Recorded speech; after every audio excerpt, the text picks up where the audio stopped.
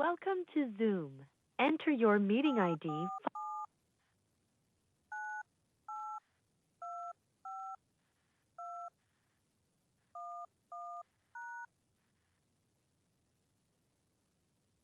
Enter your participant ID followed by pound. Otherwise, you are in the meeting now. There are 13 participants in the meeting. Commissioner Carr. Okay.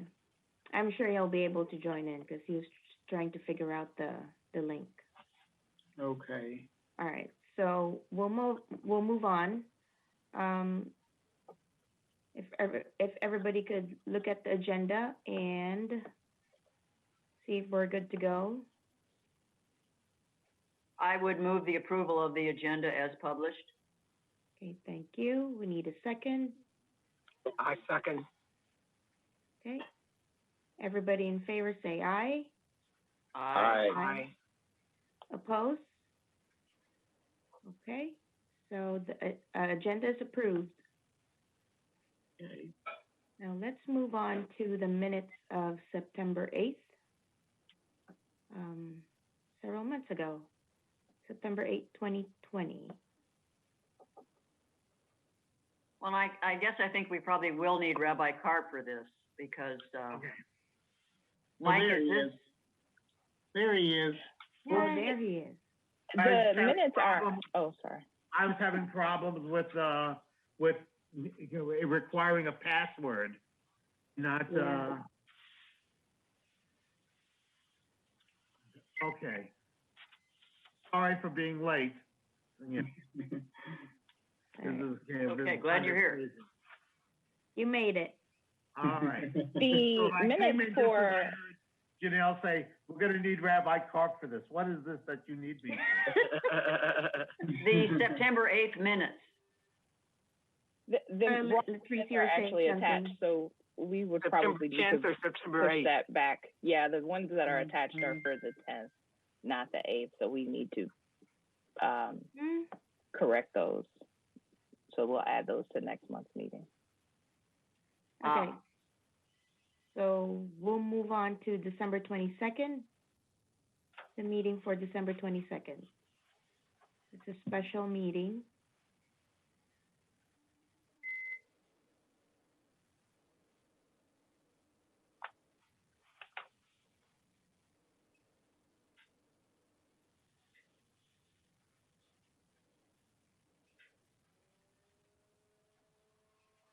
Okay. Do we have any corrections? Comments?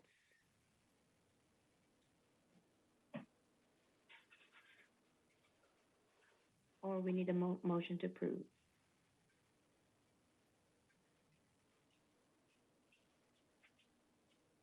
I move to approve. Thank you. We need a second.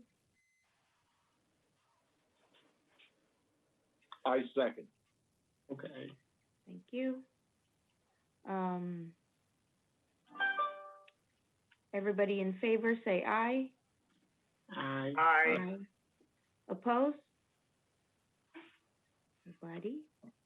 So the December 22nd special meeting minutes is approved. And I abstained from that vote. Yes, you weren't. Okay. And now we move on to the January regular meeting minutes.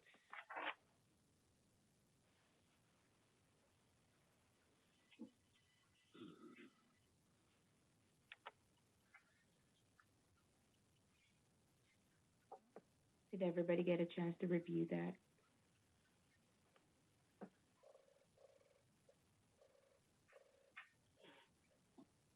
This is January 12th.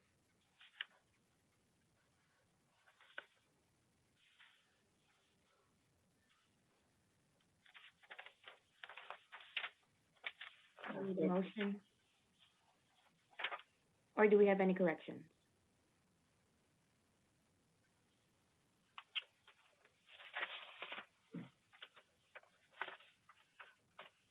I move that minutes be accepted. Okay, thank you. We need a second. Did somebody second? Who seconded? I did. Oh, okay. Thank you. So the January 12th meeting minutes is approved.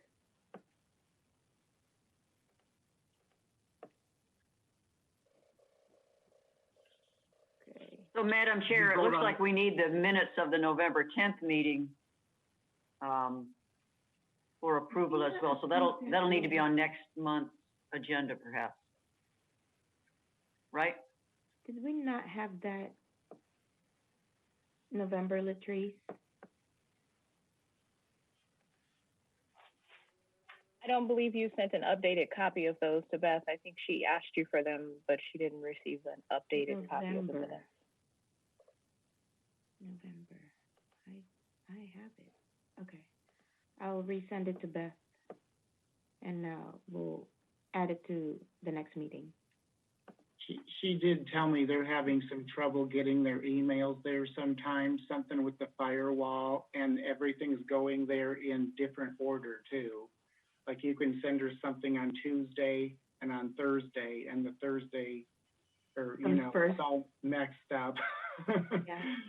She said they're not getting some of their emails too, so that could be the reason. Okay. Yeah, so if you sent it, Ruby, can you send her the original email too? Because IT is saying that they're not, they don't see it on their end, so they don't know what's going on. But okay, something must be going on. Yeah, because I remember too the September meeting minutes. I sent it several times, and she said she's not getting it.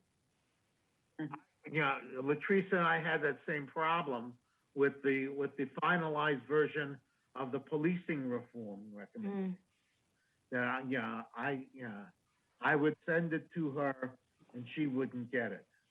And I had it in my sent file, and IT said it never came in. Yeah. But I got no notice of failure to deliver. Yeah. Nothing. I don't know. Maybe we can ask IT. Is it going to a spam folder or something? Okay. Madam Chair, did we vote on the January minutes? Yeah. Yes. Okay, I know they were second. Mike did. Yeah, Michael. Yeah, he's second, but I didn't hear a vote. Oh, let's vote again.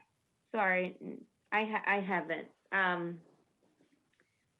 So for the January 12th, 2021 meeting minutes, everybody in favor, say aye. Aye. Aye. Okay, opposed? No? Okay, so the January meeting minutes approved. Like I said that already earlier. Okay. We'll move on to director's report.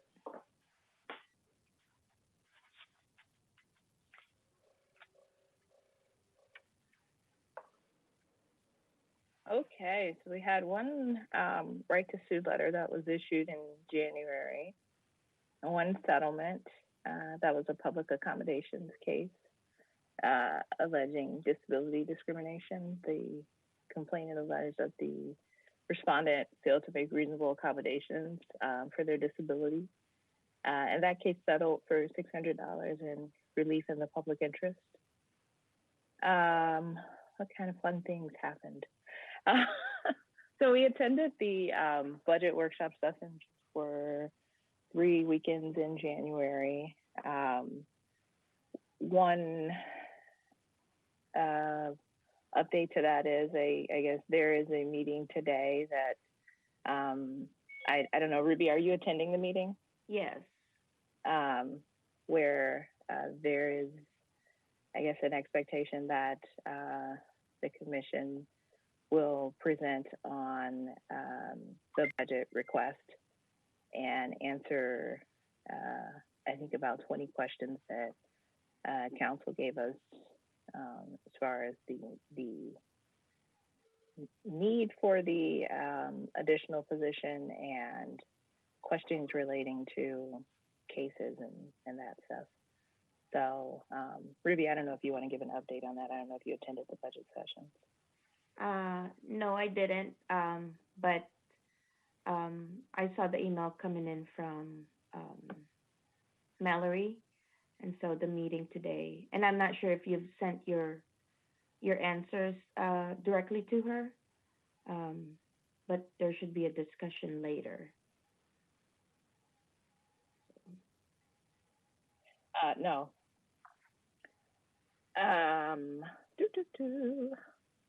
So I attended the League of Human and Civil Rights Commission meetings. I think there's an go ahead.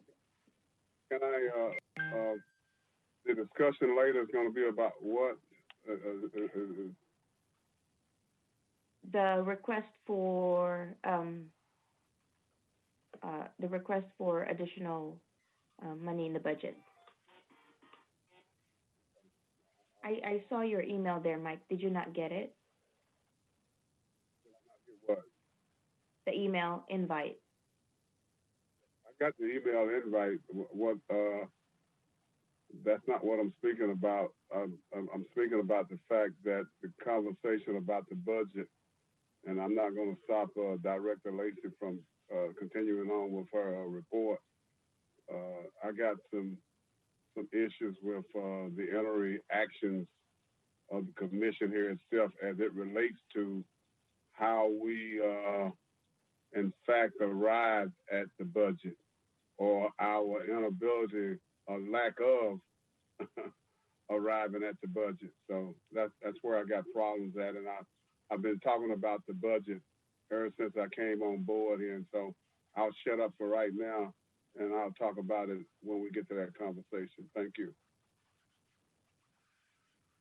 And I'm sorry, to answer your question, the meeting today, last week, the HR director presented two options for council to consider as far as a budget amendment for us. One of the options was to change our part-time position into a full-time position. And the second option was to add an additional investigator position.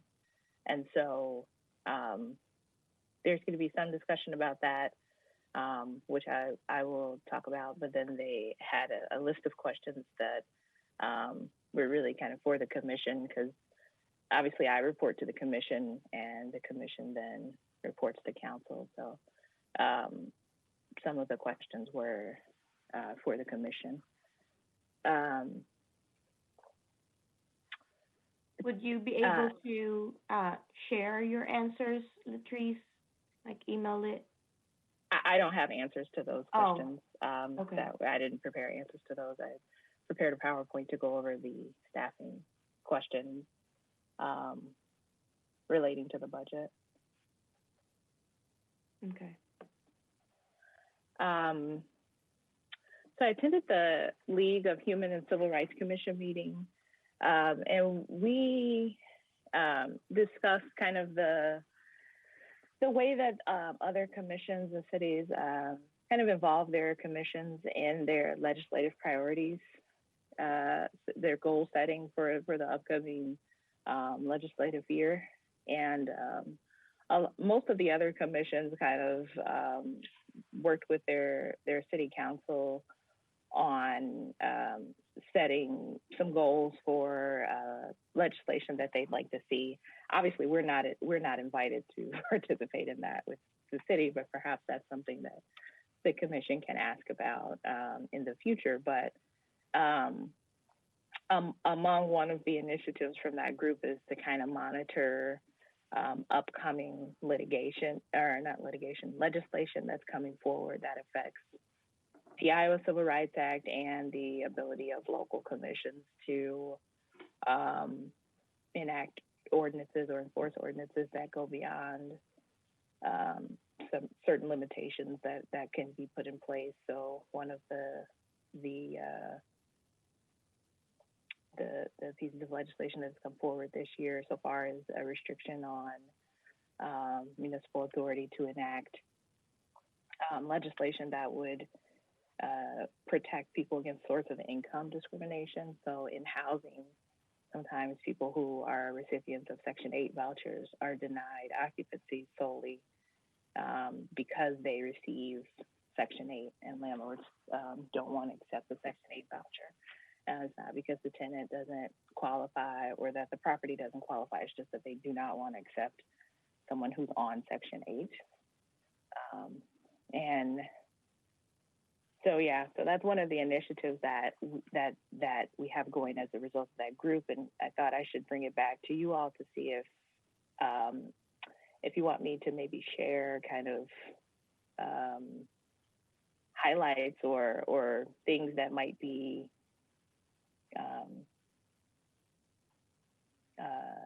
important so that you as an individual or with groups that you're associated with kind of outside of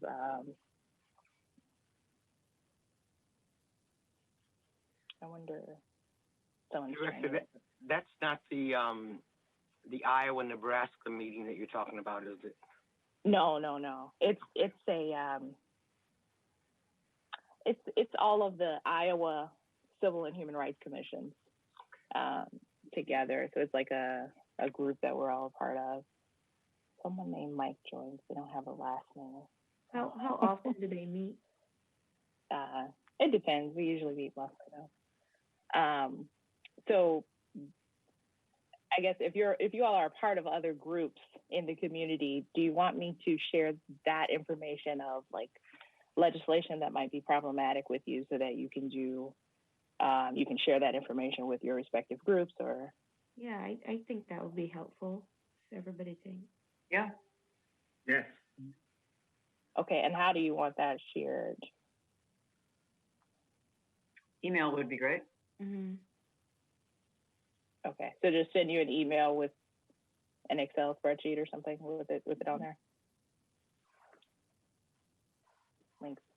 Yeah, maybe an email with the list of the issues that were brought up and that could be addressed or should be addressed, and just a thumbnail of what they are. You know, what are those issues? And then we can choose for ourselves. Well, we ought to address this one. We ought to address that one. I might say, well, this particular issue is something that should come to One Human Family, and Mike might say this is an issue that should come to NAACP. Mm-hmm. So we know what they're talking about. Okay, because I think right now I've talked to a few of you offline and you say, yeah, I'm interested in XYZ, and so I'll share things just based on that. But I'll send out maybe a list of legislation whenever it comes forward, and then folks can choose how to disseminate that. So, for example, today I received an email from someone about a bill in the legislature to legalize conversion therapy. Mm-hmm. And then, talk about, let's step back to the 1950s. I thought that was dead. Yeah, I just got an email today. A member of One Human Family said that the legislature has got a bill before it to legalize conversion therapy. So I mean, if we're knowing that, then I know what I need to do. So if we can get more of these types of notices about legislations, we can channel them to other groups, or there are going to be issues that we might want to, as a Civil Rights Commission, take a stand on. And we can't engage in like legislative advocacy, but that was why I was suggesting maybe there be a conversation with council so that when they're doing their priority setting, that could be something that is discussed ahead of time, and then the city, through its kind of lobbying arm, can advocate for those issues or against those issues because it's gone through that process. And that's what other commissions do. So they, like a lot of the commissions, kind of lobby their city to take a stance on racial profiling and bills related to that, so that they would be kind of pro restrictions on racial profiling and policing reform and that kind of thing. So they worked on that, and that became a part of the legislative priorities for the city. I think ours are kind of an initiative to get additional funding and like a public safety issue. I don't think it was an extensive list, but other cities have, like, they involve all of the city departments, and then they have discussions and kind of with boards and commissions that work on different initiatives and things that they see affecting their different areas. So that might be something to think about for next year. Rabbi Carp, can you share that with me? An email? Share what the email I got from, I can. Thank you. Sure. Sorry, Latrice. No, you're fine.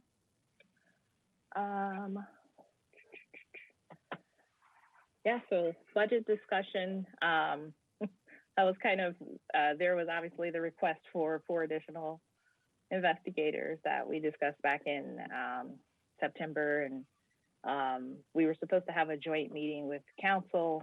I don't know, Ruby, if you want to talk about where we are with the joint meeting with council. So right now, we just have an initial meeting with, with the mayor this afternoon, and then based on that, I guess well, we're not meeting with the mayor. That meeting was canceled. Today. Yeah. So after that cancellation, I received another invite. Yes, to a management discussion session with council and the mayor. Let me see. So just to clarify, now I got an email from Beth. Is the meeting today still on? Because I have it on my calendar. There's a management discussion with council and the mayor. When? Today at 3:45.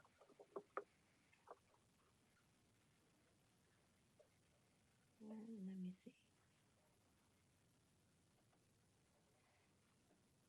I have 3:30 to 4:30.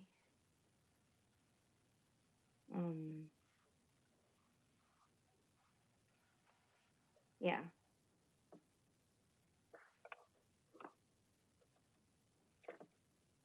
Did everybody not get that? Not everybody, but I see Janelle and Mike and Rabbi Carp in there and Latrice. There's an email that I received. Yeah, this was dated February 3rd. It's a calendar invite with a go-to meeting information link. Yeah, I did not receive that. But I wouldn't have anything to add. I'm sorry? Are we talking about the same email? You got this one too, right? I'm not sure what it is you're referring to. You scheduled a meeting with the mayor, and that meeting was canceled. And then there was a request from council for us to come and present to them, and those were the list of questions. And I don't think that anyone was copied on that email other than you. I forwarded it out to Rabbi Carp and Michael Guster because they were also involved in the budget discussions. Let me see. This is Janelle and I'll forward it to you right now.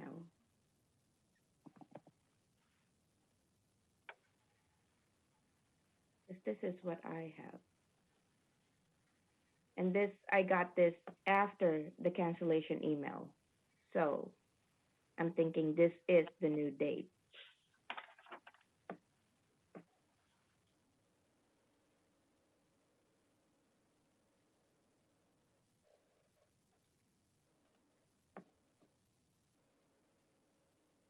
Did you get it, Janelle? Not yet. Oh.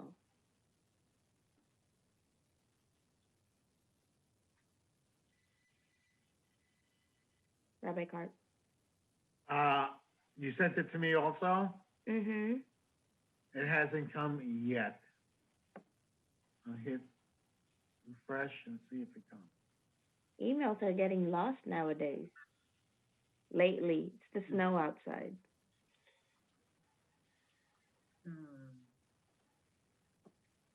And I sent it to Latrice too. Yeah, this is a cancel. Yeah, I think we all received the cancellation.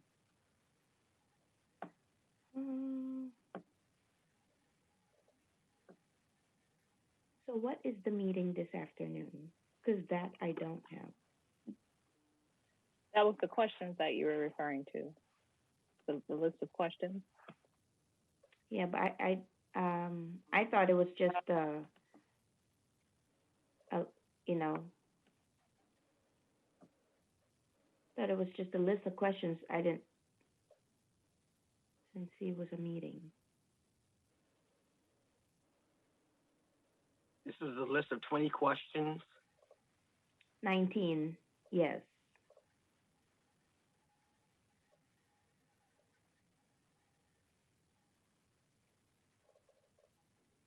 So I'll okay. So what I'll do, I'll clarify it with Tiffany. Where is the meeting on this list of 20 questions? I'm missing the invitation to a meeting on that. I have the 20 questions. I don't think you got an invitation, Rabbi Karp. I just forwarded it to you all as an FYI. Yeah. They specifically invited just Ruby and I.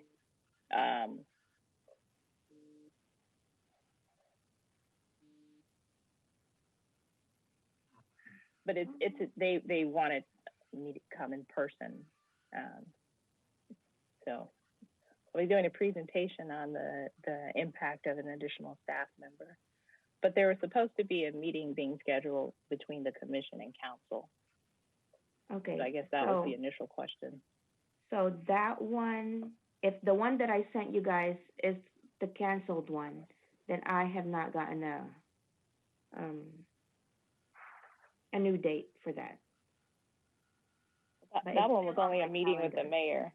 It's so weird.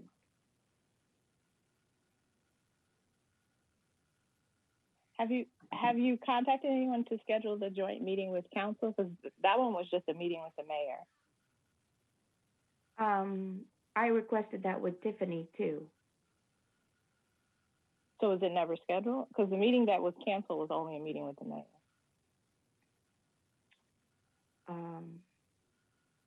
So no, that wasn't scheduled. That's not scheduled yet. Okay. So are you? I'll follow up with her after this. Clarify about the meeting this afternoon. And then follow up on that meeting with the council. Well, I just explained what the meeting this afternoon was. That's the mayor and council work session.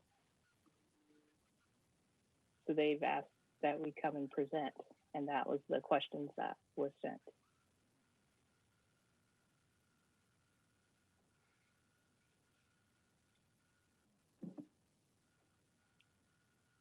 Okay. Yeah, I have to follow up with the other one. But since I got that after the cancellation, I thought that's the new date. No, it was at the. Are you not getting our emails that we're sending?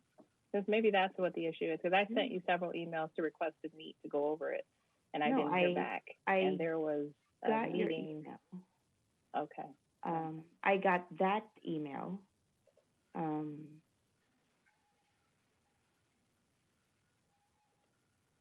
But yeah. And I just got an email from Beth right now. So I'll follow up and I'll let you guys know. Do you see the emails where we're discussing canceling that meeting to go to the other meeting? Yes. But I didn't.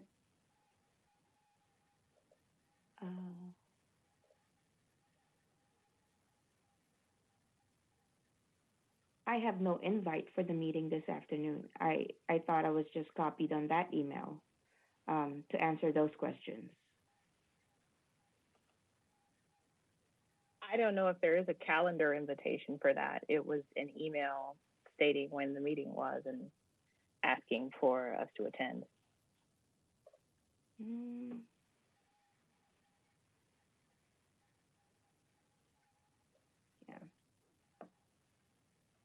That's all I have on that.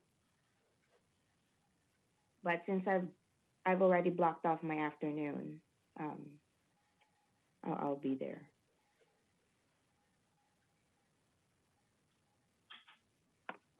Okay. So you do see that there are questions that they are expecting. Yes, responses. the 19 okay. questions. Yep. Okay. So, so I guess we have not scheduled the joint meeting with council, and the budget is going to be finalized soon. So I'm thinking this year that's probably not going to happen. Perhaps there could be discussions for next year to work on changes there. For our litigation updates, so we have the one case where there was a 17A appeal of a commission closure, and the judge issued a ruling stating that she didn't have jurisdiction to entertain the appeal, but then she also ruled on the merits of the case. So the party who submitted the appeal and I both submitted a joint motion to reconsider, to have her clarify that she is ruling on she's either ruling that she doesn't have jurisdiction to rule, or she's ruling on the merits.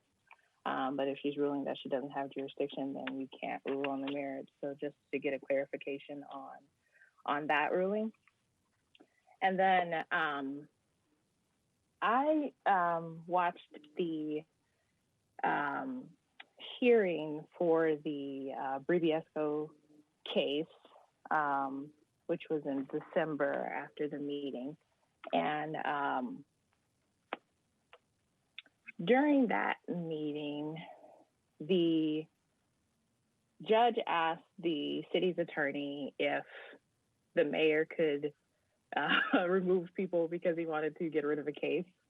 And this relates back to Mike Malloy's attorney's fees that the city has blocked payment on. So I will share what I have as an update here.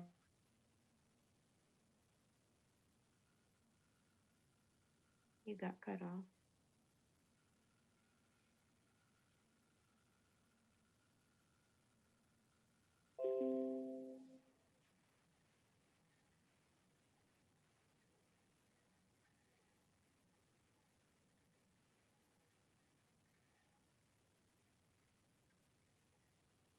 Patrice, you there? She's muted. Nope. Yep. So I'm going to remute and then I'll play this.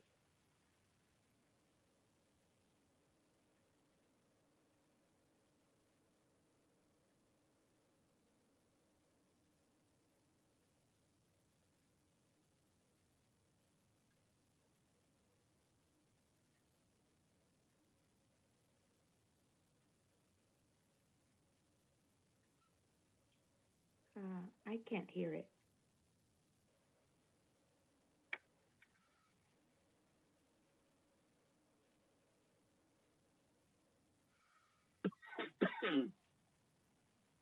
Can everybody hear it?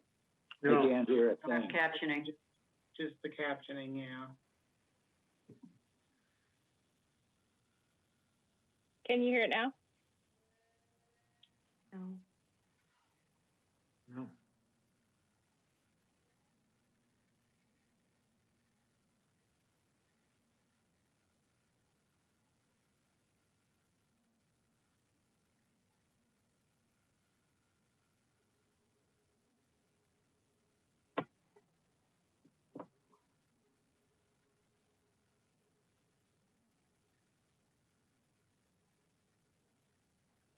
Can you hear it now?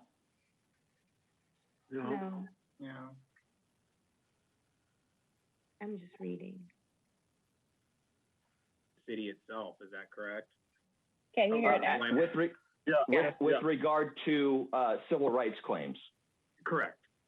So could the mayor, if the DCRC was investigating a civil rights complaint against the city itself, could the mayor remove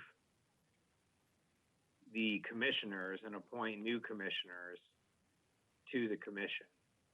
And I understand there may be Iowa civil rights type claims, but just in terms of the removal statute, I take it your interpretation is the mayor could remove the commissioners for any reason whatsoever, including the attempt to thwart an investigation. Is that fair? Well, I would say, I mean, in a simple term, yes. But of course, if the motive for the removal was to thwart the investigation, that could be raised, certainly, by the commission. Again, they're allowed to appoint an attorney to represent them, and they could raise those issues in court. But with regard... So, the city has repeatedly refused to pay Mr. Malloy's fees, and in fact say that it's not a permissible public purpose and he wasn't challenging the removal, I should clarify.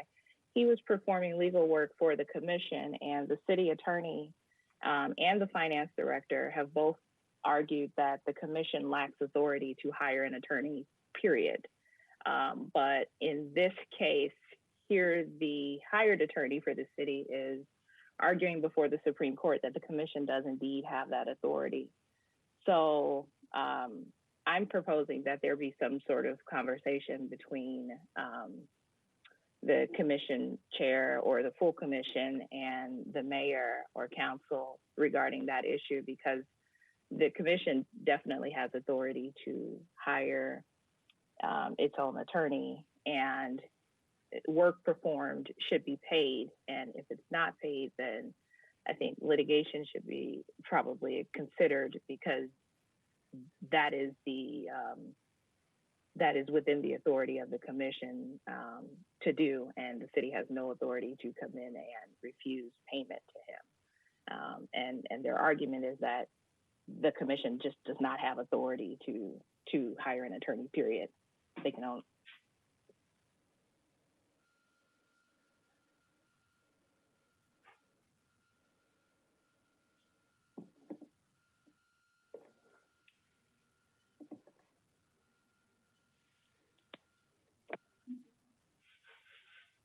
Do we want to have some discussion about that, or? Director Lacey, this is Mike Guster. I think that given the brevity and seriousness of this here matter, I don't think that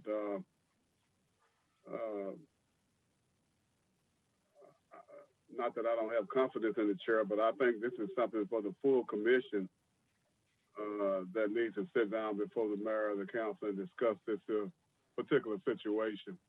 And the reason why is the fact that she needs to have the full backing of this commission.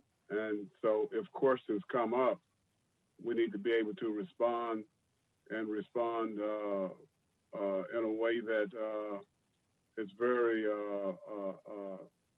comprehensive and with the level of intent that we need to. So I recommend that it be the full commission as opposed to just the chair itself. So that's my comment. And I would think that we would want to see a copy of a written retainer agreement and a copy of the minutes at which the full commission did vote to hire an attorney. That's fine, but there was one payment made to him. So the argument that there's no authority to hire an attorney is kind of not valid because they already paid him once.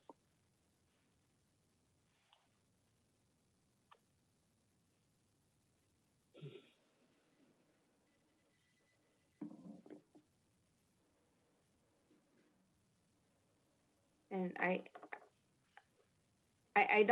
don't know.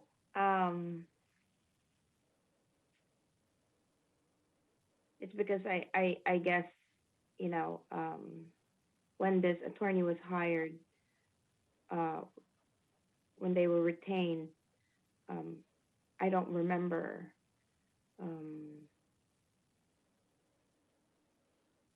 if there was an you know, an agreement or You weren't on the commission.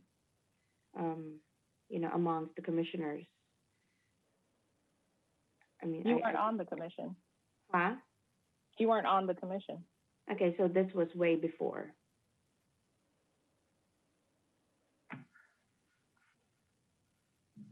At what meeting was this vote taken? I don't remember the exact date of the vote, but he was paid once. So the argument that there was no authority to hire him that's not in question. So well, if I'm going to be, I'm sorry, the same question was posed to the city because there was the question about what was the agreement between Lane and Waterman and the city attorneys, because the commission asked for the city attorney to give them his legal opinion. And rather than him giving a legal opinion, he said, I posed this question to Lane and Waterman, and this is the answer that they gave. And in response, I inquired with him, what is the agreement that the city has with Lane and Waterman, and how does that process work? Namely because the exact same attorney had a case pending before the commission at that time. And so he said the city does not have an attorney fee agreement with Lane and Waterman, and they don't have a contract with Lane and Waterman. So they pay their attorneys without any sort of contract. So that's not even an issue, but there was a vote on it and the commission approved it, and there was one payment made to him. So the city obviously did not have any questions about whether or not there was a contract for those services. Also, we are excluded from the purchasing provisions pursuant to the ordinance. So the city staff don't have authority to override an approval and reject it based on them not thinking that it's a good purchase. To their allegation was that it's not an allowable thing for the commission to hire an attorney. And so that could arguably be grounds for them to reject a payment because it's not an allowable purpose and it therefore would be illegal. But you just heard their attorney argue that this is an allowable purpose. So they are arguing both sides, which means one of them is being dishonest.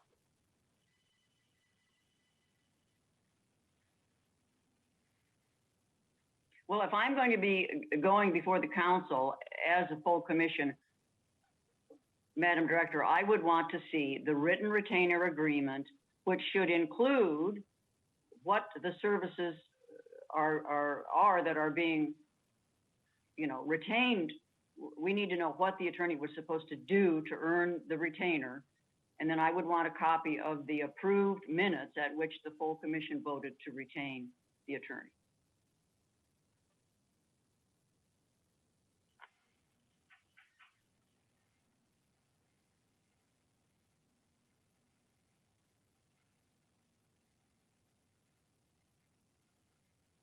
So, Ruby, do you want to work on scheduling that meeting with council or the mayor or whoever?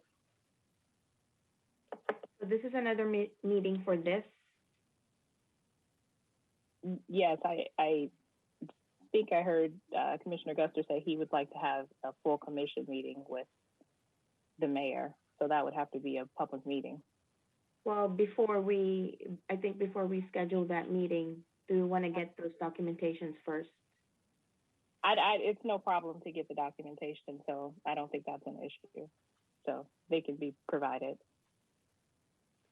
Okay, so once we get it, then we can, It would seem like it would make sense to work on getting the meeting scheduled, and then you can get the documents in the meantime.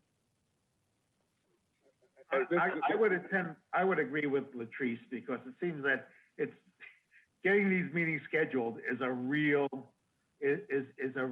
drawn out process to come up with a date. So let's get the meeting on the calendar and simultaneously get the documentation. But we have an opportunity to read that documentation and go over it prior to the actual meeting. The meeting may be, as we've seen, like a month, 2 months in advance, in the future, the way these things are working. Okay, I can work with Tiffany on that.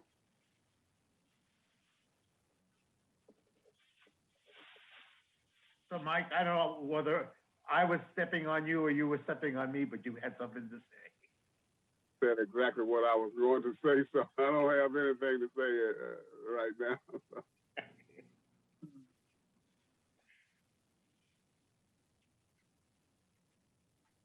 And I think we went over the fiscal year 2022 budget meetings, and I would like to give a special thanks to Commissioner Guster, because I think he has been lobbying council behind the scenes regarding the budget. So thank you for your work on that. And that is what led to the meeting this afternoon, I think. So thank you. I do have a question though regarding the, could you please scroll up a little bit on your report? Okay, so question about the case tracking software. What's the update on that? I haven't gotten an update from IT. So you got his memo that he sent, and I guess, I don't know if you shared that with the full commission, but he sent out the memo that you received, and the memo did not match the meeting that we had, and I sent a follow-up memo, and I have not heard an update on it, so that's kind of up in the air, I guess. Okay, so I was informed that they have not heard anything from you. But you're saying that you haven't heard anything from them? Who is they? Corey. But you saw my memo, correct? Yes. Okay, so you saw the response that I submitted. So did you see a response back after that? I actually spoke with him, and okay. He said that so perhaps he spoke to you and didn't respond to me, because I didn't hear anything back from him.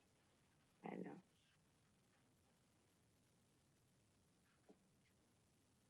And that also. So now the ball is on the court. I guess I'm just trying to figure out. It is, and I guess I should clarify, that seems really inappropriate, because the management of the actual office is within my responsibility. So if there is a discussion about that, I should be included. And if there's a question for the commission, that should involve the entire commission, not one person, because things get lost in translation, as we can see here, because Corey scheduled a meeting with me and we discussed the case tracking software, and then he sent a memo that did not align with the meeting that we had and the statements that he made in the meeting. And I sent a response to it, but I haven't heard back from him. And he, and it's there definitely seems to be some additional, and I guess I wasn't going to go into the nitty gritty of that in this meeting, but let's go for it. It seems like the legal department is again interfering with the functioning of the commission. And Corey made very clear that the legal department directed him to schedule that meeting with me because they felt that they should have access to our case tracking software. And the legal department did not think that we were independent and that I could have that argument with the legal department. And I was unclear as to what he was referring to because I hadn't spoken to anybody with the legal department about our case tracking software, and no one has discussed it with me. The last conversation that we had was Corey telling myself and my staff that we needed to find a different case tracking software. So IT gave it to us to do because they said you're a commission, you're independent, so you all find a case tracking software. And then now when the conversation is had again, he's saying he was directed to come and talk to us about this at the direction of the legal department because there is some argument that we are not independent and they feel like they should have access to our system, which obviously is illegal. So I replied to him and I didn't see a response. So okay. So I have had no communication with the legal department, or the only conversation that Corey and I had was he was waiting for your response. And you saw my response, correct? Waiting for your response because he said the ball is on your court. But now you're telling me that the ball is on their court, so I'm kind of confused on where we're at. Did you see my response? So can we just figure out a Can you hear me? I'm Let me step in just for a moment. And two things that I'm particularly concerned here with. One is that information is being given to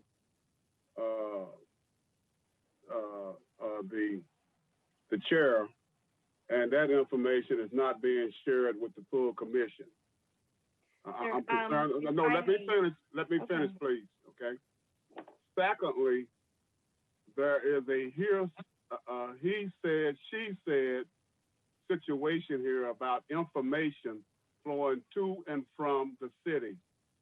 And so I want to be very clear here that I am up to my nose right now with this toxic relationship that is going on with information to and from the city.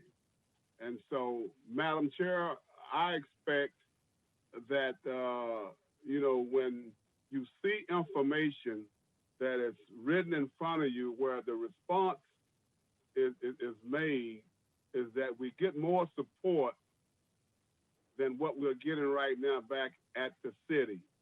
Now, the city, if they got a problem with what's happening over there with the commission, maybe they need to come and talk to the full commission. Because another problem that I'm having is the chair and the vice chair responsibilities and role. How does that work? Where is it written as to how the interaction is back and forth with the city? Where does it include or informs the rest of the commission relative to the information that is being provided to chair? So this is something that we've got to sort out. And I'm particularly, I tell you, I'm in some kind of a situation right now that I really don't like. And I thought when I got here to this commission that it was a place, a commission that I thought that we were pretty much could operate and do some things in the framework of professionalism, and we could do it in a way, in a manner that we could be responsible, that we would respond to city issues that affected disability discrimination in this city.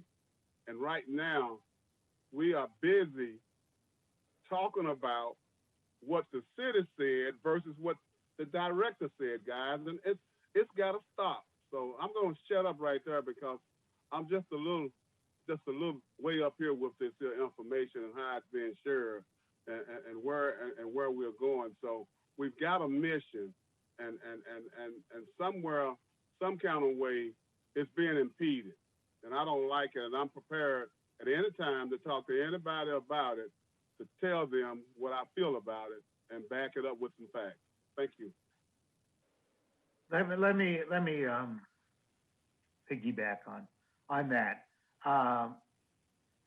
Janelle, when she was the chair, she wanted to see us embark upon establishing a set of bylaws, which would really clarify what the roles and functions of the commission and the members of the commission and the officers of the commission are and how we interact. That would, those bylaws would be really helpful in terms of lines of communication. Okay, so I think we need to look to that. Also, and this may sound counterintuitive, but I also am sick and tired of hearing that so-and-so called so-and-so called so-and-so and accused when, said so-and-so didn't do this when so-and-so did do that. But I think that we got here's where it's counterintuitive. I think we got to stop with the phone calls with the city and require that communication with the city over these issues be exclusively written through email, and that if it's a communication to the chair, also let Latrice be copied on each communication, and that the chair be copied on each communication, so that we have some documentation in front of us, so that when it says Latrice didn't respond, when Latrice actually did respond, the Ruby can receive that email, look and say, wait a minute, let me see if Latrice responded, and she can dig up the email in which Latrice did respond, and say and send out an email say, no, she did respond, here's her response. But I think because we're doing this partially through written documents and partially through oral communications, we're getting all kind of tied up in knots. And I think that we have to, this is, the part of the problem of COVID, that we can't have face-to-face meetings and everything becomes he said, she said. Well, take that for whatever it's worth, folks. Okay. I agree with Rabbi Karp there, because this IT has no business contacting Ruby about our system within the office. And the fact that they did is problematic in and of itself. And the fact that it's a communication outside of me, who is actually responsible for this, is problematic. And the fact that this is the first that I'm hearing of it is right now in the meeting is equally problematic, because I feel as though I'm being accused of not performing my duties when I, in fact, do perform my duties. And rather than Ruby meeting with me, as I previously requested multiple times to prepare for the meetings, instead it's brought up here in a public forum, and that's really inappropriate. And Ruby, I for sure copied you on my response to IT. So if you didn't get it, perhaps we need to follow up with them to figure out what's going on with your email. Rabbi Karp, did you receive my response? Because I think I CC'd you on it too. I have to go back and look, but I believe you did respond. I believe I received a response from you because about this issue. But I have to go back and look. And also, we need a time frame. When did he say you didn't respond? When did you respond? Okay, and so that we can little bit more organized, have more control over the conversation. But I remember receiving communication from you, written communication from you about this software business. Yes. The case tracking. Okay, can I speak now? So in response, Corey did not give me any other information. The only thing that he asked me is to talk to Latrice to maybe reopen that communication. So it's not, Again, he's not. That goes back Give me any other information. Corey did send you the information though, Ruby. He sent you a memo. What memo?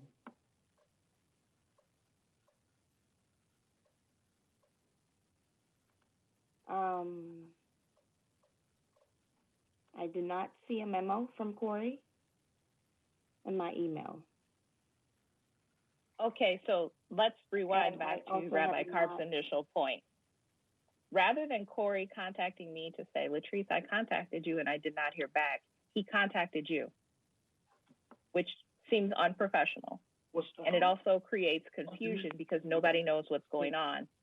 You were copied on he sent you a memo. And I asked why he sent it to you because the commission does not dictate what kind of internal software the office uses. So I was not understanding why you were copied on it, but I replied to the email immediately and asked that question. And then I also sent him a response, and I have not heard back from him. But to Rabbi Karp's point, this would be eliminated if the communication were in writing and we knew exactly what we were talking about, and it wasn't an accusation being given in a public meeting. And it be copied between the two of you, that he's writing it to you, copies Ruby. So that she's not caught flat-footed, and so that she can, so that she has it in front of her, she can confer with you and say, did you respond to this? And you can say, yeah, here's on this date, and then she can get back and say, well, you both can get back and say, Latrice responded on this date. But so we shouldn't be. It's kind of a divide and conquer thing. When yes, it's harassment, is what it is.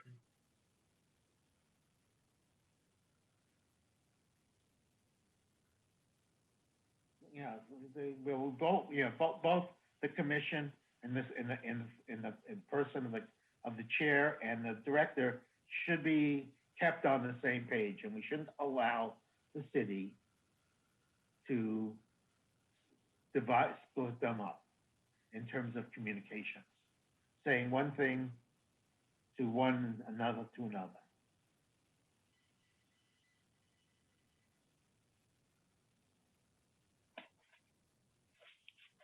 And I think that's all I have for the director's report. Okay, so with regards to that, are you going to contact Corey again? No, because I already contacted Corey. Latrice, would you be willing to send a follow-up?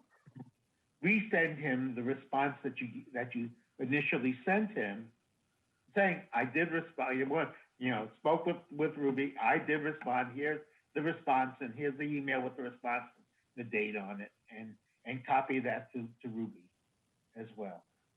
Sure. And Ruby is copied on the initial email as well. But I'll resend that and I'll copy you and Ruby on that as well.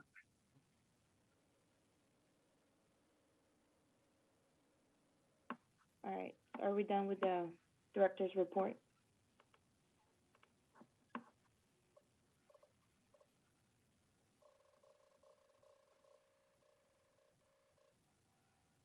We're done with that? Are you asking me? Yes. Yes, I said we were done with that. Okay. This is Janelle. Just briefly, Latrice, if you could just mention some of the, it's case management software that you're looking at? Yes, and we talked about it, I think, in January here. So, We did. and you and I previously spoke about it.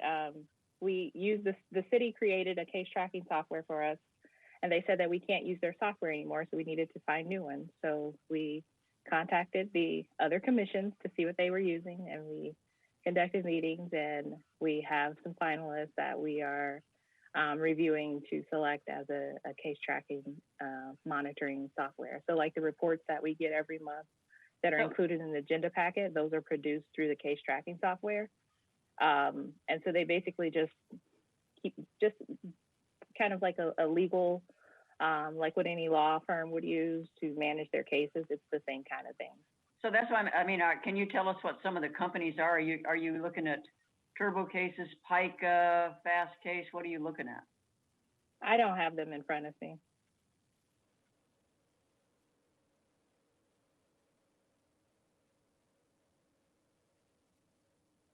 Okay.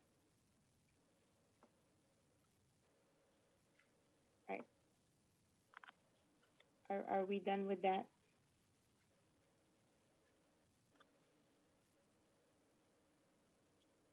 Yeah, I guess we're done with it. Do we want to get a follow-up, Janelle, do we want to get a follow-up with Latrice on what software she's looked at?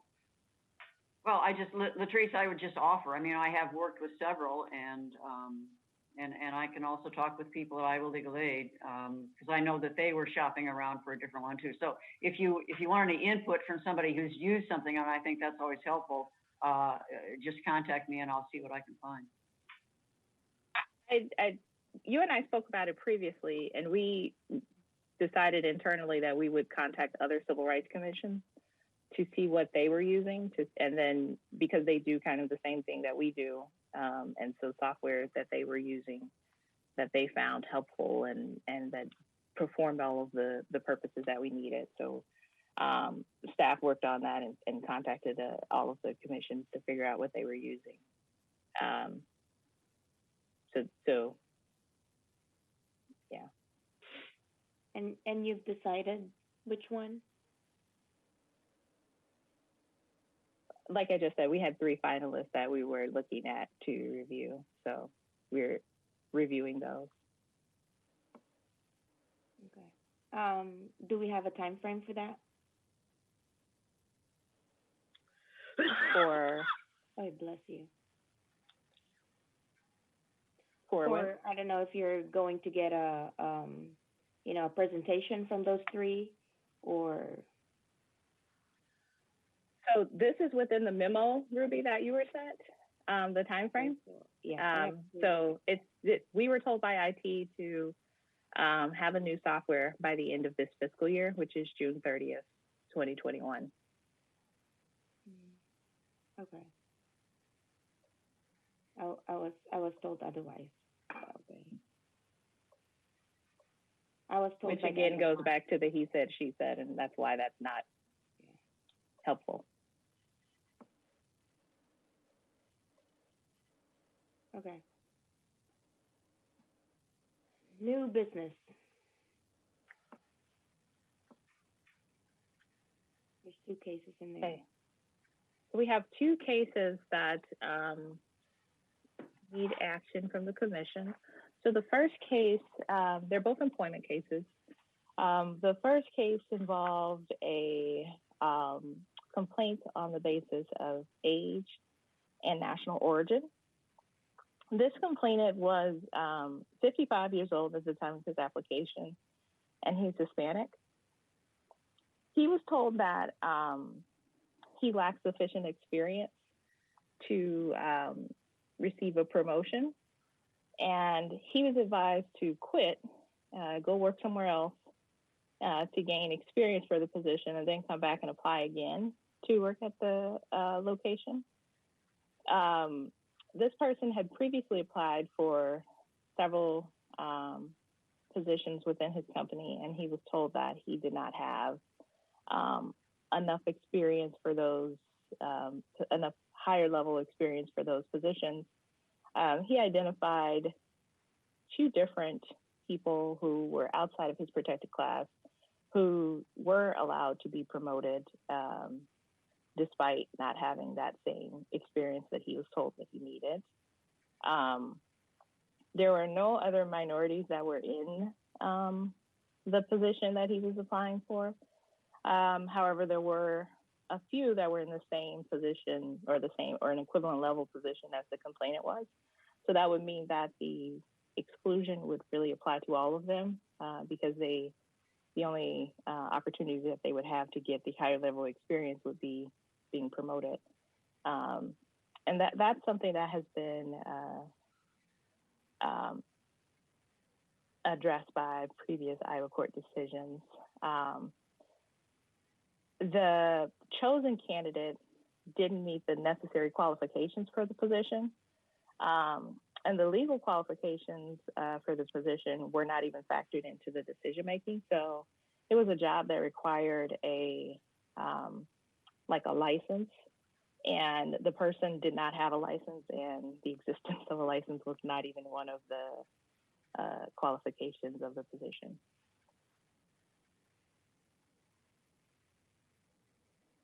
I would recommend that the commission take that one to hearing.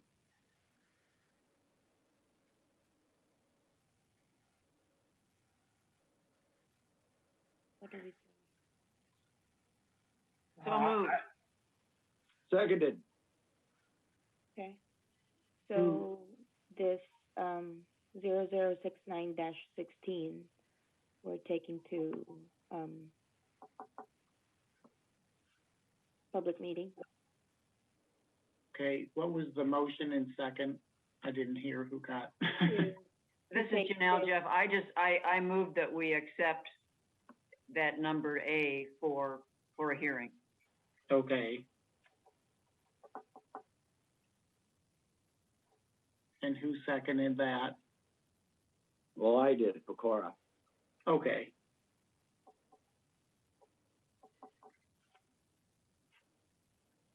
And all in favor say aye. Aye. Aye. Opposed? Okay, so that case A will be taken to public meeting. And then the next one?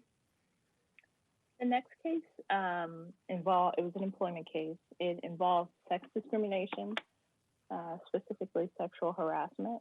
The complainant was being harassed by her supervisor, and she alleged that she was subjected to a hostile working environment. She alleges that she reported the harassment to the owner of the company, and they didn't take any action. But she was terminated for complaining about the action or posing the sexual harassment. I would recommend that we not take this one to hearing. Why is that? There were extenuating factors that I think would probably be better served by EEOC reviewing it. Was the termination expressly due to her reporting the harassment? She wasn't officially terminated. She was told she was being transferred to another location, and then they just never transferred her. But the respondent did expressly say that they were tired of her complaining about the environment there.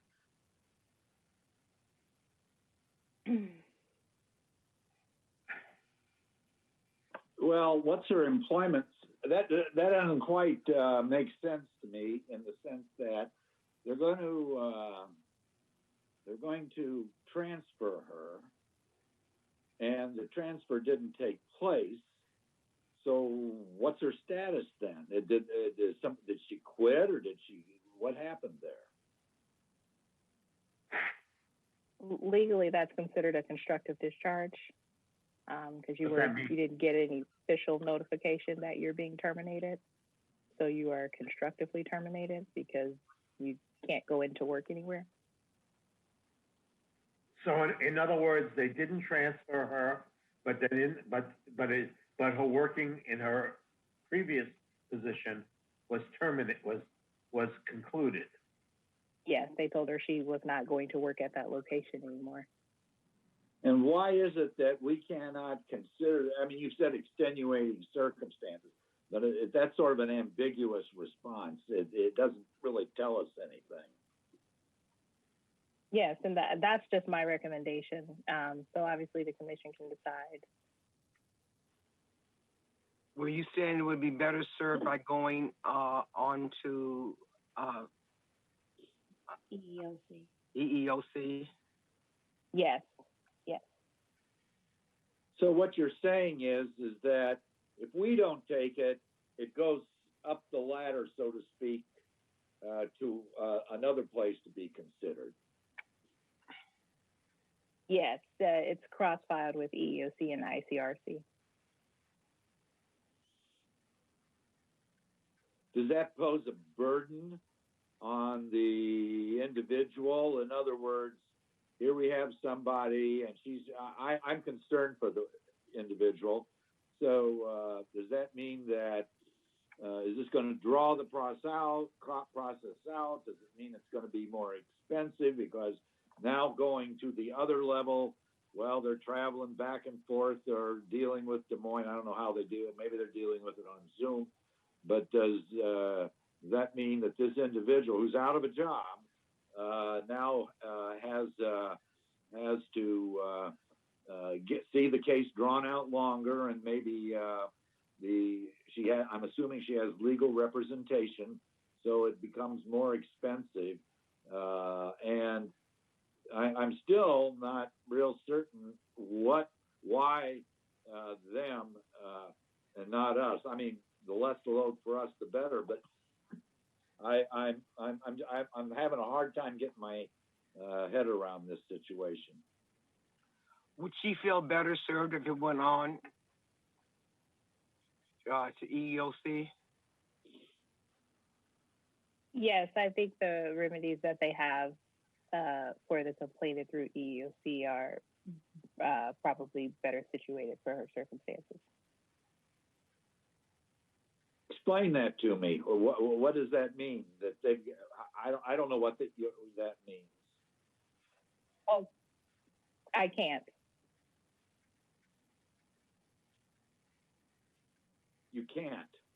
That you now that's confusing to me as well, because you're saying they've got a better way of handling things, and I ask you, well, how is that? And you say, well, you can't tell me. So I find that a little that doesn't make sense to me.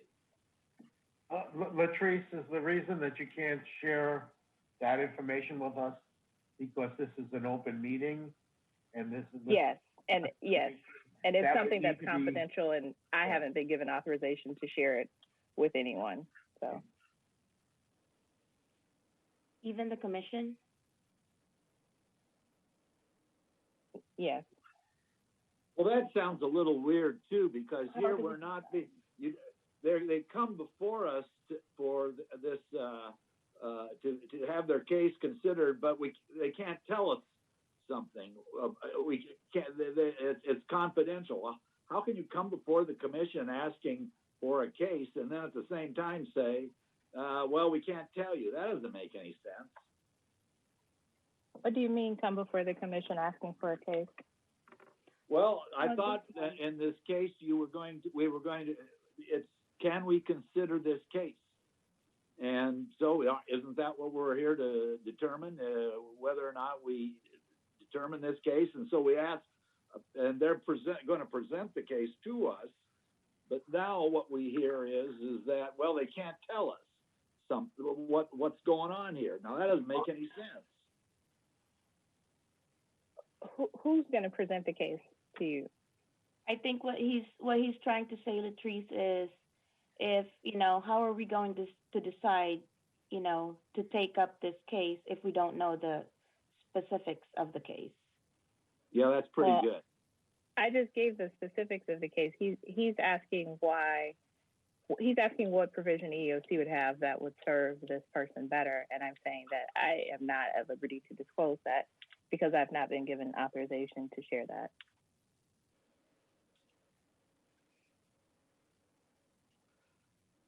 I'm inclined to trust the director's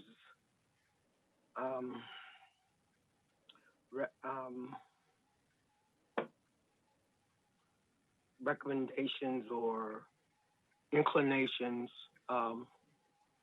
with this.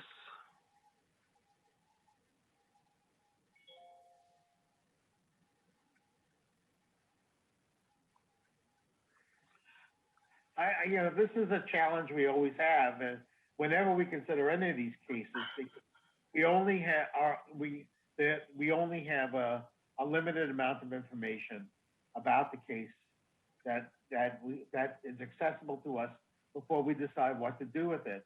But that limited amount of information at the same time is necessary because there are all sorts of issues of confidentiality which should not be revealed in an open meeting, and we send it to hearing, and then we review. Then if it comes back to us, then after the hearing, if it needs to come back to us, we view it. We view the recording of the hearing and the documentation. But we have a closed session meeting in which we can discuss those confidential issues without violating confidentiality. But as long as we meet in an open meeting, we have to share information. Confidential information is a violation of our responsibility of confidentiality. Have I understood that correctly, Latrice? Yes, but I don't think that there are grounds to hold a closed session because it's not a decision in a contested case. Pursuant to the ordinance, the specific facts of cases is confidential, and so the reason why this would be better served by EEOC is not necessarily something that's directly included within the case file anyway. This is Mike Gustin. Let me just say, that's why one of the reasons why the director is here and making this recommendation is because she's an attorney. Secondly, when I think about the budget, and I'm going back there, when I think about the budget, we don't have the money to fight everything.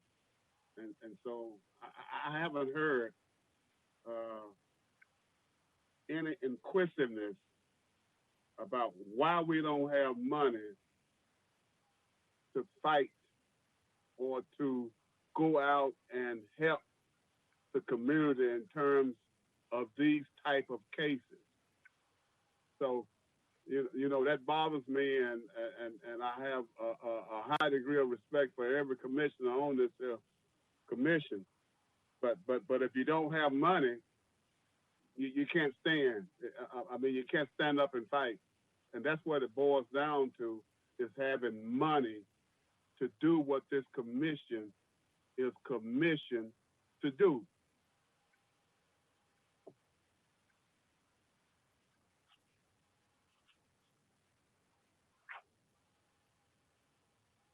So do we have a motion for this case? I so move that this case be not accepted for public hearing by the commission. I second the motion. Okay. Everybody in favor say aye. Aye. Aye. Opposed? I oppose. Okay. Thank you. With Commissioner Pecora's opposition, so this case will not be brought to public hearing.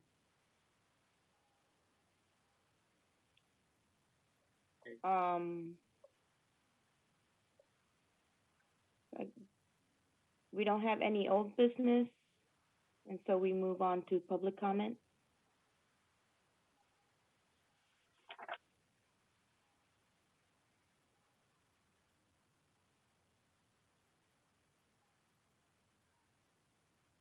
we have anybody, Latrice? Yes, hi. Can you hear me? Yes. This is Lauda Rodriguez and Brian Winger together here. We're members of the public. We're also community activists with Quad Cities DSA. A few of the things we've been noticing and have been holding our tongues about for the last couple years. The treatment of Latrice Lacey by the lead commissioner, Janelle Swanberg, is nothing short of degrading. We've watched for a year as she's questioned her competence in public meetings. It does not seem very professional to us. She has demanded in this meeting twice to see the minutes for a vote on the commission procuring an attorney. Latrice said she had it. Why wouldn't they keep minutes? It just seems like there's a lack of trust. The commission, before all these new appointees came on, trusted Latrice. And it was clear that they knew she was more than competent and more than knowledgeable, more knowledgeable than a lot of people appointed to the commission. That lack of trust does not look good to the public. A civil rights commission that doesn't back its director is not very civil.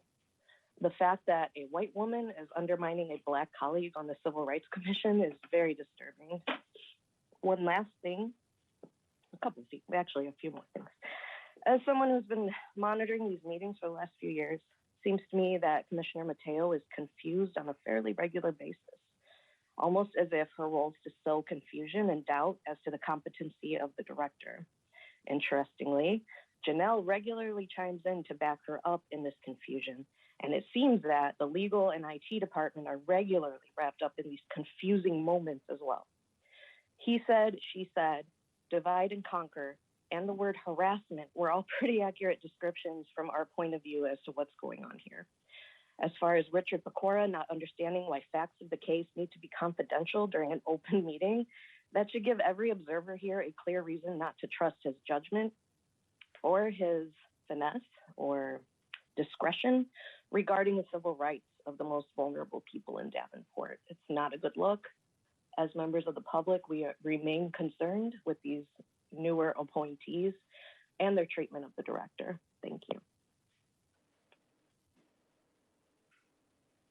Okay, thank you. Anybody else?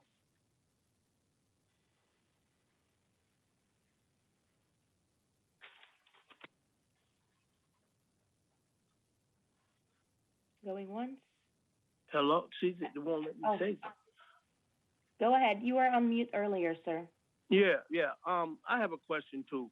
A couple of years ago, I came in and I filed a complaint with the Civil Rights Division, and they helped me far as they could.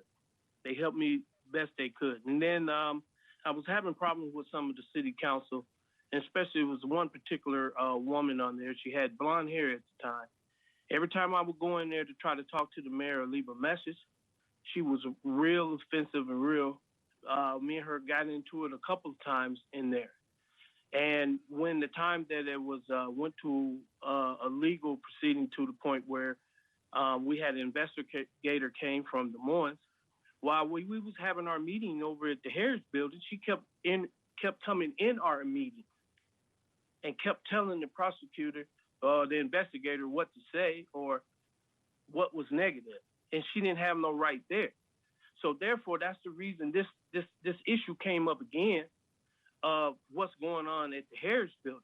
And every time that I enter over to the city hall, I get escorted out or I get a door slammed in my face.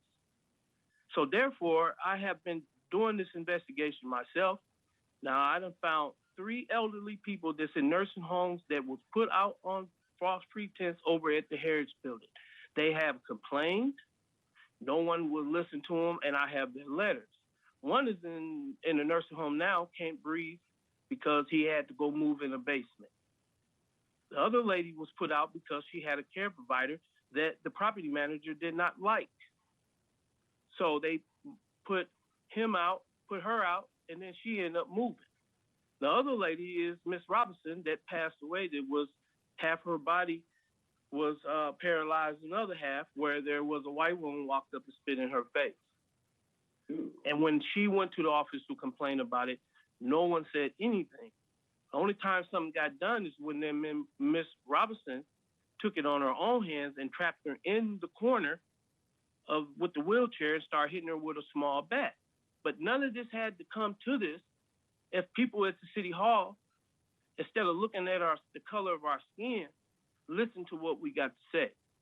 So therefore, today I have 2 meetings with these tenants that I'm going to interview them myself, because the Quad City Times and no one at the city hall want to listen to what they got to say. It seems like everybody's in somebody's pocket, to the point when we go in there to file complaints, the city hall hides our complaints. There is a lot of complaints out here from the Hispanic side and the colored side, and we're not getting treated fair, period. I've been down there trying to get somebody to help me with this story, and it seemed like I'm just getting doors slammed in my face. So therefore, sometime this week, I'm going to Chicago News because they want to interview me. And when I contacted our governor's office, talked to someone at our governor's office and told them what was going on there, when I tried to tell on Roy DeWitt before, and they escorted me out. Bruce Guger is their boss over there at my building, and he would never come out and talk to me. The last Mayor Clips would not never talk to me. So therefore, I'm still on this mission on getting these elder people's voices heard. And I don't understand why no one want to listen to what a colored person has to say in the state of Iowa. And when half of the time there's a cover-up going on in the city hall. Now, I'm going to take this far as I can go. I'm going to go far as that the Lord give me the strength to do this, because our voices need to be heard, and they need to be heard now, because the simple fact is, right now, I'm not even in my apartment over there because people are spitting on my door. And every time we go to the office to complain, they just make us fill out a piece of paper, and that's done with. I'm tired of the dog mess, the dog hair in our washers. I'm tired of being called the N-word.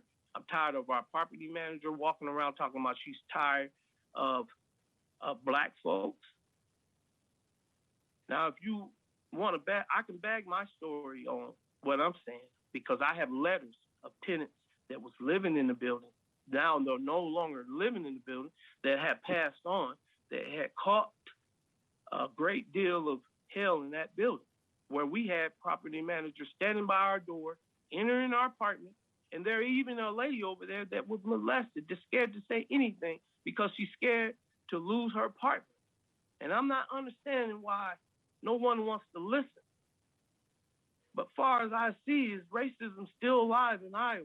And it seems like when we go in there the color of our skin, they don't want to hear nothing that we have to say. So I'm their voices, also my own voice. And I'm going to take this far as I can take it. So when I go to Chicago, everybody that done turned me away, I have wrote their names down. And that lady inside the city hall that kept coming into that meeting, and then I get a letter stating that we didn't have enough evidence.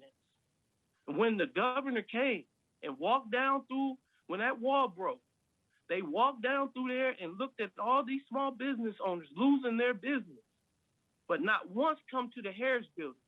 Did not send nobody no counseling, didn't send nobody that they could talk to and tell what was going on. And I'm not understanding that. And every time that the police is called on a colored person in that building, they come over there gun blazing.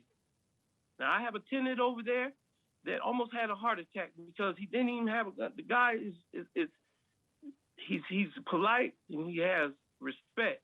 He didn't know what was going on. And we're not understanding that. So now, therefore, we are providing our own organization and keep an eye on all us colored people in this building, because we are being targeted every day. Destiny, she's against us 100%. And every time we go over there to try to talk to her boss, she don't want to talk to us.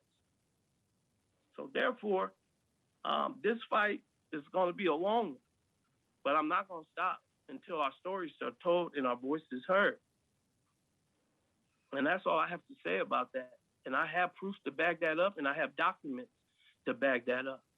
And when I leave out of here this weekend to go talk to somebody in Chicago Times, I'm going to show them all these documents and times and dates that I talked to folks, and nothing was done. And the only person that tried to help me out this situation was the Civil Rights Division. But you guys are stopping them from doing their job. You're not allowing them to do what they got to do for our communities. And that's the reason there's a lot of colored people that don't come down to the meetings. Because why? Because the city hall and the mayor do not want to hear anything that a colored person has to say. And that's all I'm going to say.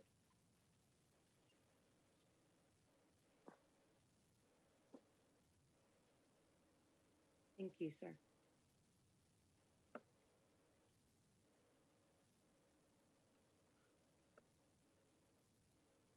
Do we have anybody else who wants to say something? I don't see any more hands raised. Okay. I think before we adjourn, if we can figure out topics for our next meeting. I have a couple that I wanted to get in there.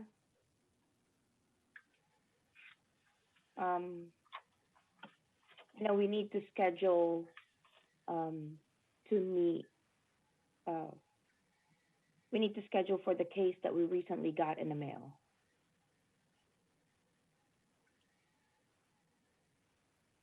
Did you all get your thumb drives? Yes. Okay. We need to schedule meeting for that. I'm not sure what you're referring to, Ruby.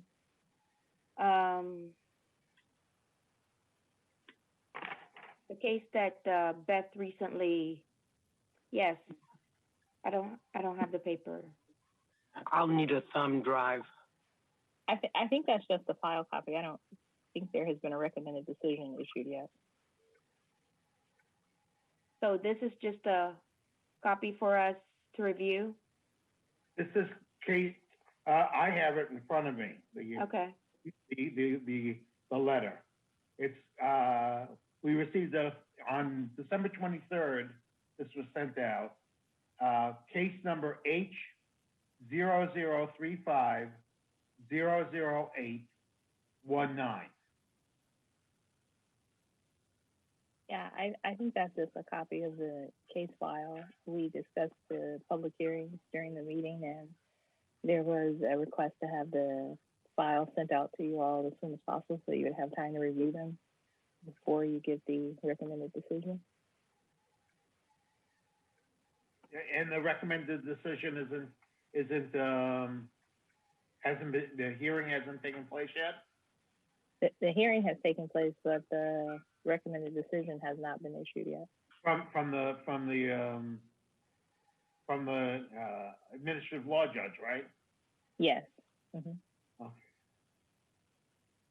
Okay, so we have to wait on that. All right. We would have to wait for the decision of the administrative law judge before we have a hearing, a meeting to review the case and the decision and make our decision. Is that right, Latrice? Yes. Okay. I know we spoke about, we talked about having a personal committee, and I'm not sure who all volunteered for that, but I'm just bringing it up again. What kind of committee? It's the personnel committee.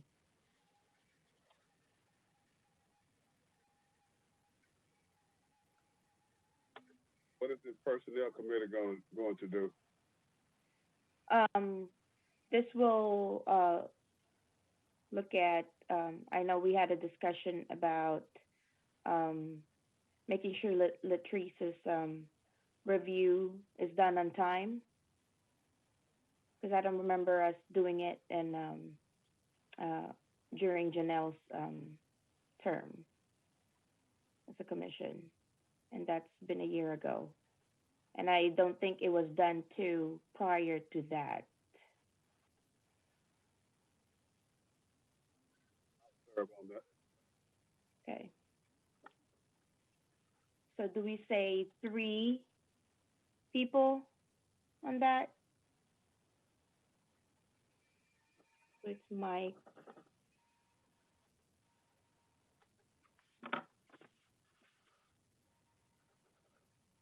Anybody else?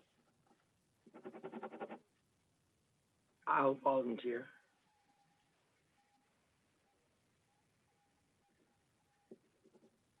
Okay. Ethelene? Yes. All right.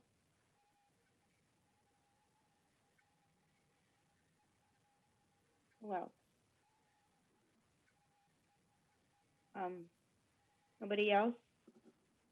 I'll join Mike and Miss Boyd.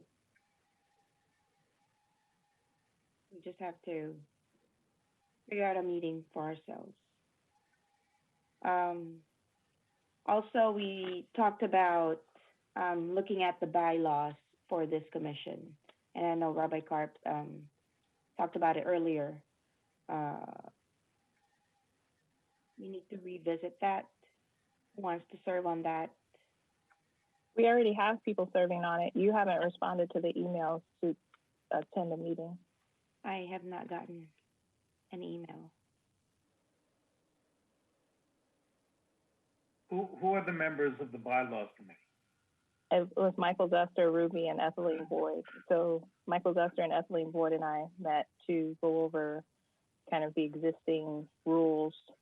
And then after that, there was a request for Ruby to give me dates for a meeting, and I never heard back. Well, I have not seen that, or I would have looked at my calendar. So that's meeting already. If the 3 of us are doing the personnel committee, and then the 3 of us are also doing the bylaws, shouldn't we spread the love around? Yeah, I'll go on the Bylaws Committee. Okay. Okay.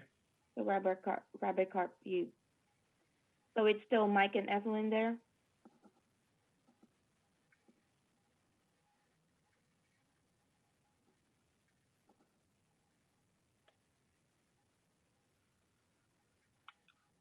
Okay.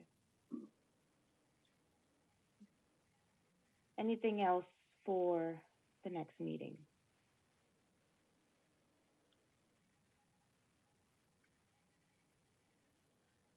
I'd like to, I guess it's probably going to come up under the discussion of bylaws, but I want to talk about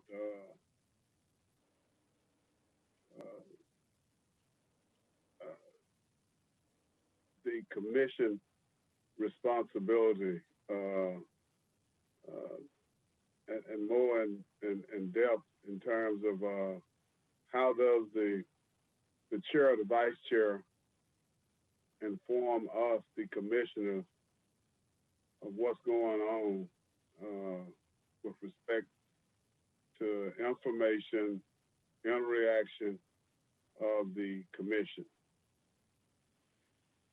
So I need to have a discussion because right now, I mean, I can tell you, I'm really, guys, I'm upset about this budget process that we just went through. And we didn't have, I mean, as far as I know, we didn't have any input.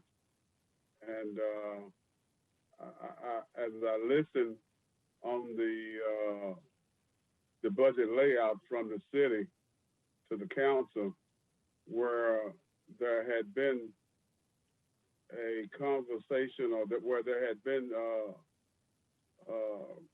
buy-off or buy-in from the commission as to the budget.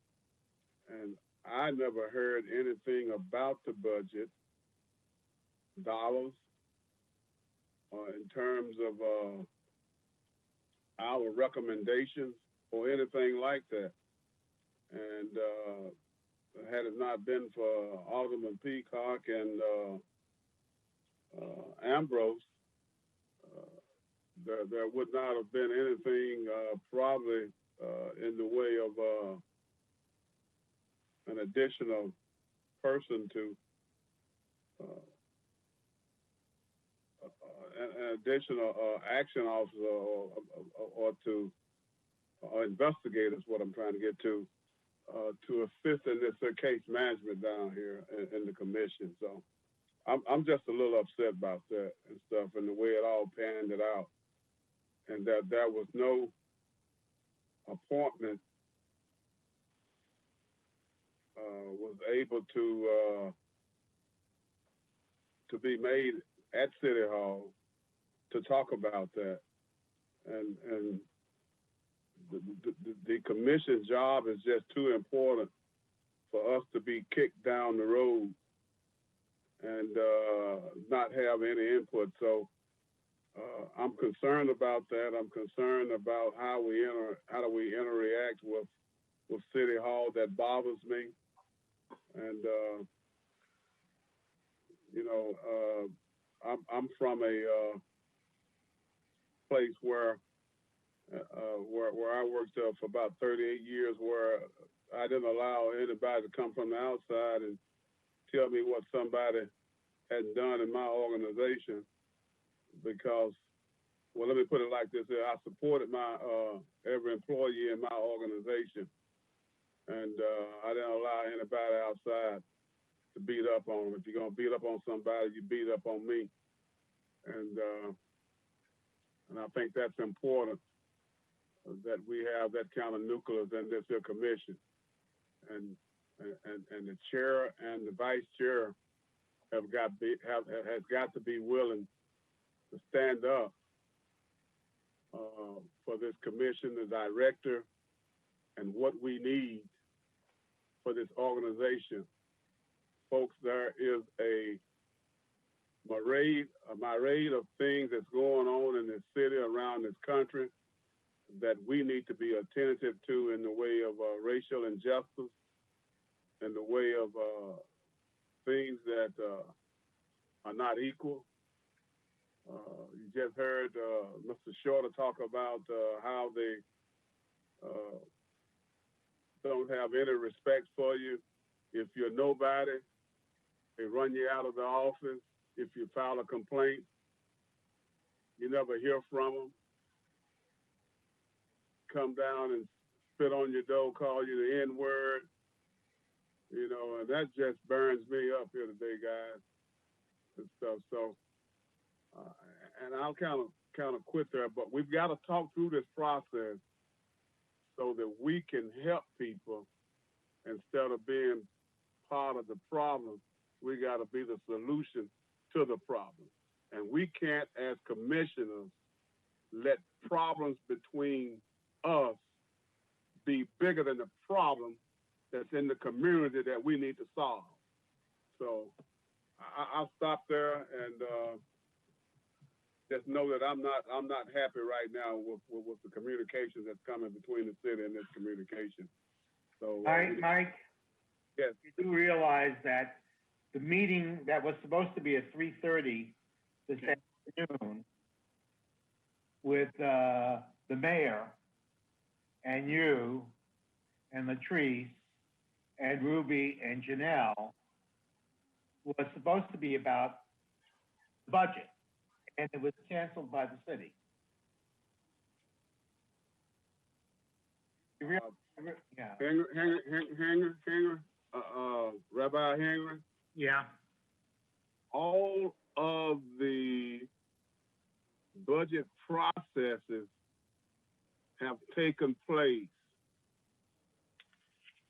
They've taken place. The money's been laid out. And so for us to have a meeting today to do that, that's almost like a slap in the face and stuff. So, and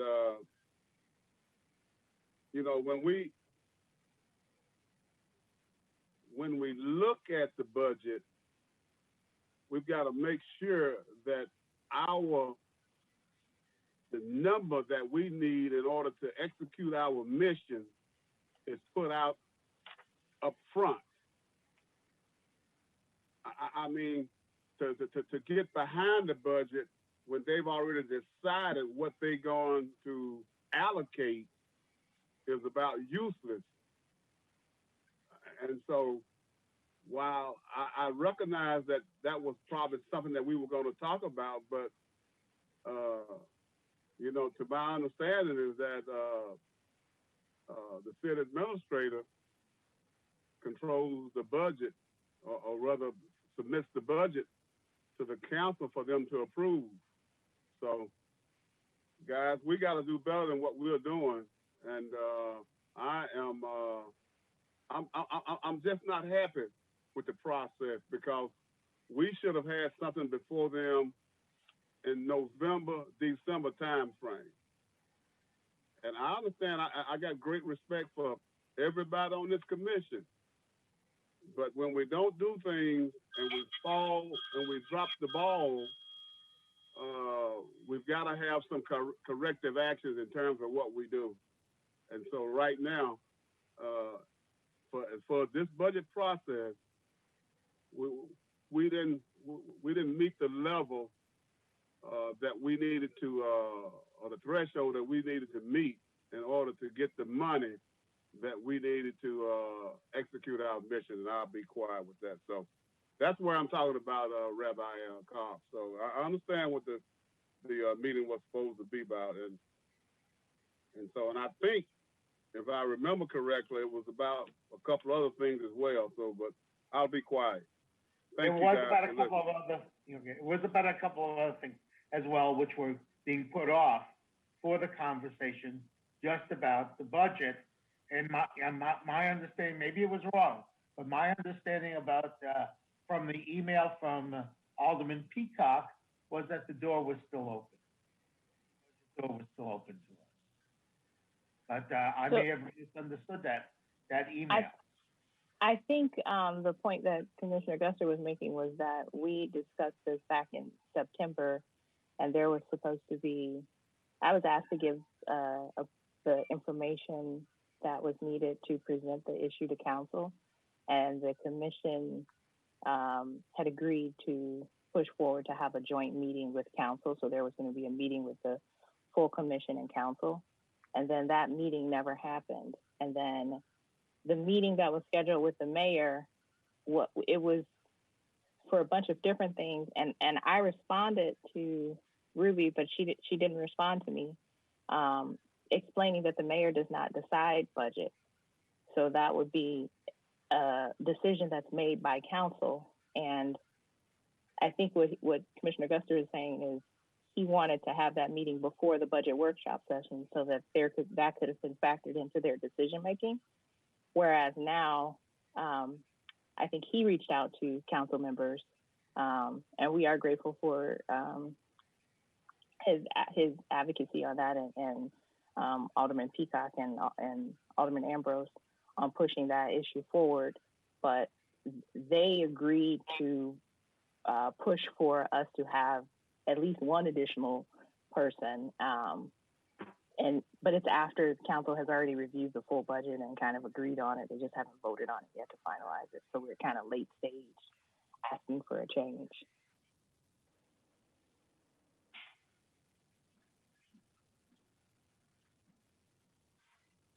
All right. Any more discussion?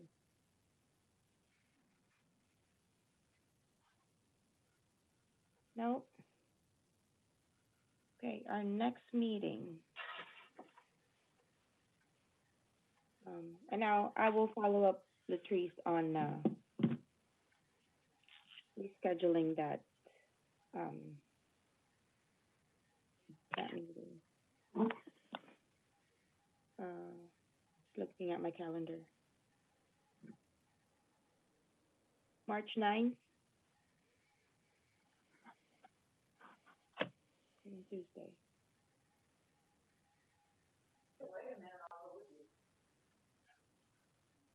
I'm sorry, what was that?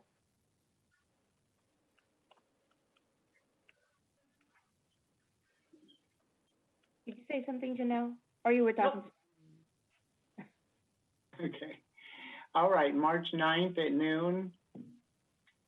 Yes. Okay. So, are we ready to adjourn? I move that we adjourn. Second? I'll second. All in favor, say aye. Aye. Aye. All opposed? Nope. Okay, meeting adjourned, 2:06. Okay, 2:06. Right, everyone? Goodbye.